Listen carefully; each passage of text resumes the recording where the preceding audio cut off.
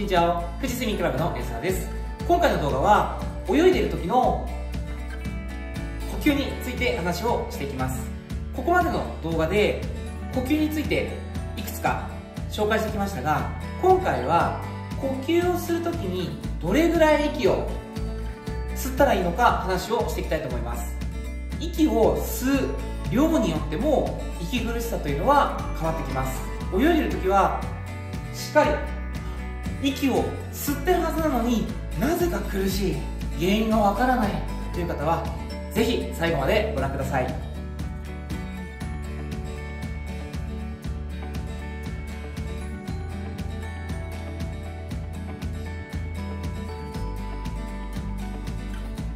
一つお知らせです。富士スイミングクラブはベトナムで日本式の水泳レッスンを行っています。レッスンを受けたい、上手に泳げるように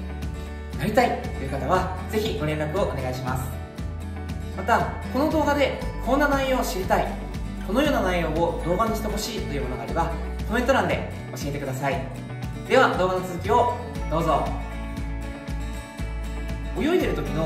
呼吸は息を吐いたり息を吸ったりという意識を強く持つと思うんですけども、できるだけ普段の生活で行っている楽な呼吸、自然な呼吸をそのままできるように意識してみましょ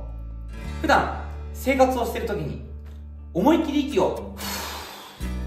と吐いたり思いっきり息をって吸うことはほとんどないと思います。どちらかというと肺の中にある空気を半分ぐらい吐いて吐いた分を吸うというような形に近いと思います。これは泳いでいる時も同じです。泳いでいる時は先ほどもお伝えしましたが、息を吸おう、息を吐こうという意識がかなり強くなってしまうので、しっかり自分でコントロールしてなるべく普段の生活の呼吸と近い状態で息を吐いたり息を吸ったりできるようにしていくことが大切になります。特に泳いでいる時に苦しくなってくると、息を吸わなきゃ、息を吸わなきゃ、息を吸わなきゃとどんどんたくさん吸おうとしてより息苦しさを感じてしまいます。息をたくさん吸い込むデメリットは他にもあります。息をたくさん吸い込むということは顔を水の上に上げている時間が長くなるので、そのせいで体も沈みやすくなります。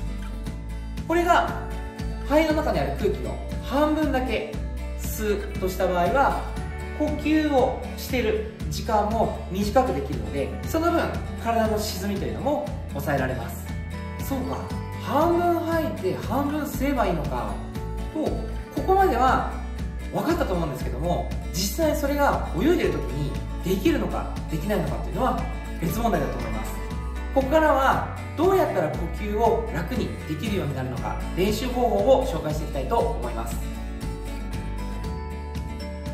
練習方法1つ目、この内容はこのチャンネルでも何度か紹介してきた練習の方法です。水の中に入った状態で潜ってジャンプ、潜ってジャンプというのを繰り返し行っていきます。潜っている時に息を吐いて上がってきた時に息を吸います。この時に息を吐く量は半分ぐらい、そして上がってきた時に吸うのも吐いた分だけ半分ぐらい吸うようにしていきます。これを苦しいなという感じがなくなるまで繰り返し何度も行っていきましょう。練習方法2つ目、次はプールサイドやビート板に捕まった状態で顔をつけてキックをしていきます。キックをすることで体の中の酸素を使うので少し息苦しさを感じます。また足を動かすことで筋肉に力が入るのでより力みやすくなります。無駄な力も入りやすくなります。その状態でもしっかりリラックスをして普段呼吸と同じような感じで楽にできるようにキックを行いながら呼吸の練習をしていきましょう。この時に呼吸が長くならないようにできるだけ短く、すぐ顔を水の中に戻せるように意識してやってみてください。練習方法3つ目です。今度はビート板に手を置いてキックをしながら片手を回しながら呼吸をしていきます。先ほどよりも手を回すという動作が増えました。キック、手、呼吸、やることが増えているので意識もいろんなところに分かれます。その状態でも普段と同じ呼吸、楽な呼吸ができるように繰り返し練習を行っていきましょう。練習方法4つ目です。ここまで来たら実際に泳ぎの中で呼吸を意識しながらやってみましょう。この時に手を何回回した時に呼吸動作を入れるのかというのも一つポイントになります。例えばクロールを泳いでいる時に毎回呼吸動作を入れる場合は呼吸のリズムがかなり速くなります。普段の生活よりも呼吸のリズムが速いと思うので、しっかり楽な呼吸っていうのを意識しないとどんどん吸おうとしてしまってたくさん呼吸動作をして息を吸ってるのになぜか苦しいという風になる可能性もあります。毎回呼吸をしてるのになぜか苦しいという方は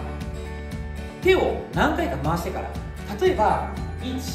2、3、4回目に呼吸をしてみたりすると意外と苦しくない、楽に呼吸ができるなということがあるかもしれません。また泳いでいる時の呼吸の回数が少ない方が体が沈みにくくなるのでいい姿勢で泳ぎ続けることができます。